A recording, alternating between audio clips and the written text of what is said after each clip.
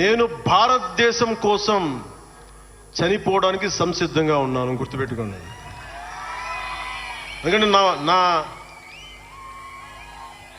నా ఇంటెన్సిటీ చాలా వైల్డ్గా ఉండదు.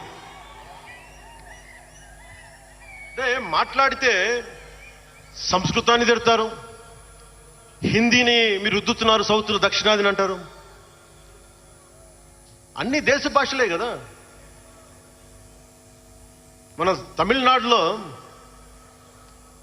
తమిళ్ హిందీ రాకూడదు అంటుంటే నాకు అనిపించింది మనసులో ఒకటే, అప్పుడు తమిళ సినిమాల్ని హిందీలో డబ్ చేయకండి. డబ్బులేమో హిందీ నుంచి కావాలి, ఉత్తరప్రదేశ్ నుంచి డబ్బులు కావాలి, బీహార్ నుంచి డబ్బులు కావాలి, ఛత్తీస్గఢ్ నుంచి డబ్బులు కావాలి, కానీ హిందీ మాకు వద్దంటే అది న్యాయం. పనిచేసే వాళ్ళందరూ మనకి బీహార్ నుంచి రావాలి, కానీ హిందీని ద్వేషిస్తానంటే ఎట్లా? ఇవన్నీ మారాలి కదా. అందుకని భాషల్ని ద్వేషించాల్సిన అవసరం లేదు.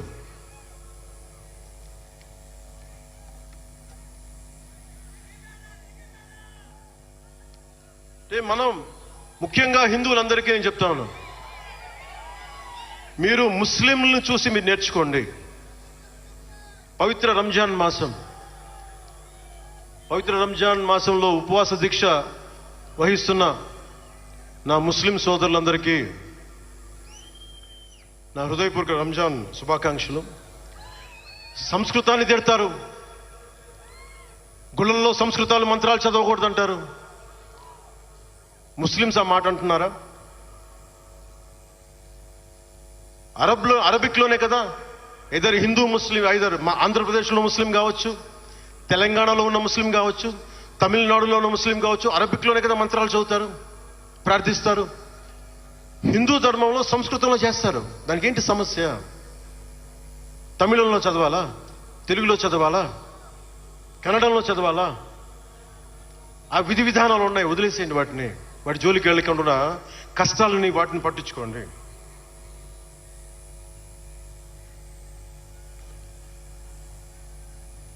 మాట్లాడితే భారతదేశాన్ని ఉత్తరం దక్షిణం అంటూ ఉంటారు. ఆంధ్రాని తెలంగాణ విభజన సమయంలో తెలంగాణ ఇవ్వకపోతే మేము ఈ భారతదేశానికి సంబంధించిన ఒక అన్న స్టేట్మెంట్లు చూసాం, అలాంటి నాయకుల్ని చూసాం. ఆంధ్రాని విభజిస్తుంటే ఆంధ్ర వాళ్ళు మేము ఇక్కడ సంబంధం లేదు, మేము భారతదేశంలో ఉన్నవన్న స్వయం నాయకులు నా దగ్గర అన్నారు. అంటే తెలంగాణ ఇవ్వకపోయినా, ఆంధ్ర ఇవ్వకపోయినా, విడగొట్టినా మేము భారతదేశంలోంచి విడిపోతామన్న మాటలు మీరు ఎలా మాట్లాడతారు?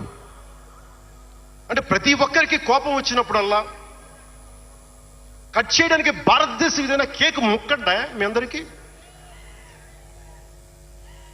కట్ చేయడానికి, భారతదేశ సమగ్రతని విధ్వంసం చేయడానికి ఒక్కడు ఉంటే నాలాంటి వాళ్ళు 10 కోట్ల మంది బయటకు వస్తారు. తస్మాత్ జాగ్రత్త.